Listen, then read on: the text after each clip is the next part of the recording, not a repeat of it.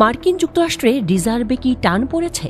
এই শোনা যাচ্ছে তারা অন্য দেশের সহযোগিতা তহবিল আটকে দিয়েছে, আবার বিভিন্ন দেশের ট্যারিফ বাড়িয়ে দিচ্ছে।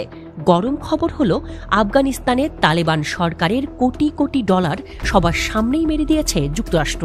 বিশ্বমোড়ল এমন কাজ করতে পারল? 2001 থেকে 2021 টানা 20 বছরের যুদ্ধে বিধ্বস্ত আফগানিস্তানের জন্য এমন পকেট কাটা তো মোটেই সুখকর নয়।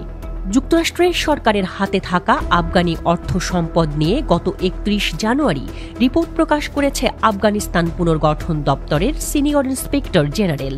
সেখানে বলা হয়েছে, যুক্তরাষ্ট্রের সরকারের হাতে আফগানিস্তানের 400 কোটি ডলার আছে। সেই টাকা ফেরত দেওয়া নিয়ে গড়িমসি করছেন প্রেসিডেন্ট ডোনাল্ড ট্রাম্প। মার্কিন পার্লামেন্ট, কংগ্রেসও আফগানিস্তানের অর্থ রেখে দিতে চায়।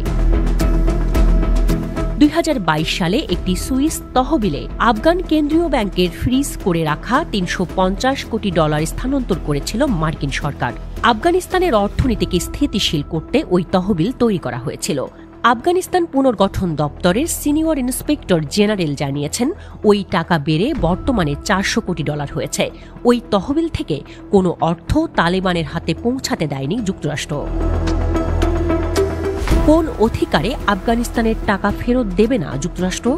আফগানিস্তানে আর্থিক সহায়তা দেয়া মার্কিন নজরদারি সংস্থার এক শীর্ষ কর্মকর্তা জানিয়েছেন, তালেবানকে যুক্তরাষ্ট্র এখনও স্বীকৃতি দেয়নি। তাছাড়া আফগানিস্তানের ওই শাসকদের ওপর পুরনো নিষেধাজ্ঞাগুলো এখনও জারি রয়েছে। যুক্তরাষ্ট্রের চোখে তালেবান একটি সন্ত্রাসবাদী সংগঠন। তাদের হাতে বিপুল পরিমাণ অর্থ তুলে দেওয়াকে ঝুঁকিপূর্ণ মনে করছে ট্রাম্প প্রশাসন। যুক্তরাষ্ট্রের ভয়, এত অর্থ এখন আফগানিস্তানে গেলে দেশটির শাসকরা তা জঙ্গি কার্যকলাপে ব্যবহার করতে পারে। তালেবানের বিরুদ্ধে জাতিসংঘের বিশেষ নিষেধাজ্ঞাও রয়েছে। ফলে অর্থনীতি পুনর্গঠনের অর্থ ফিরে পাওয়ার কোনো বৈধ অধিকারই তালেবান সরকারের নেই বলে সাফ জানিয়ে দিয়েছে মার্কিন সরকার।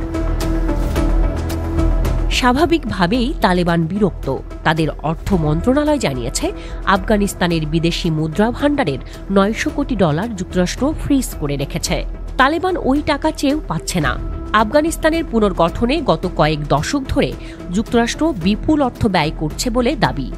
আফগানিস্তান পুনর্গঠন দপ্তরের রিপোর্ট বলছে, 2021 সালে আফগানিস্তান থেকে সেনা প্রত্যাহারের পর যুক্তরাষ্ট্র এখন পর্যন্ত দেশটির পুনর্গঠনে 371 কোটি ডলার খরচ করেছে। এই অর্থের প্রায় পুরোটাই জাতিসংঘের বিভিন্ন সংস্থার তহবিলে গেছে। তালেবানের দাবি, আফগানিস্তানের অর্থনীতিতে মার্কিন সাহায্য তেমন প্রভাব ফেলেনি। যুক্তরাষ্ট্রের টাকা নিয়েও নারী অধিকার খর্ব এবং সংবাদ মাধ্যমের স্বাধীনতা হরণ অব্যাহত রেখেছে তালেবান।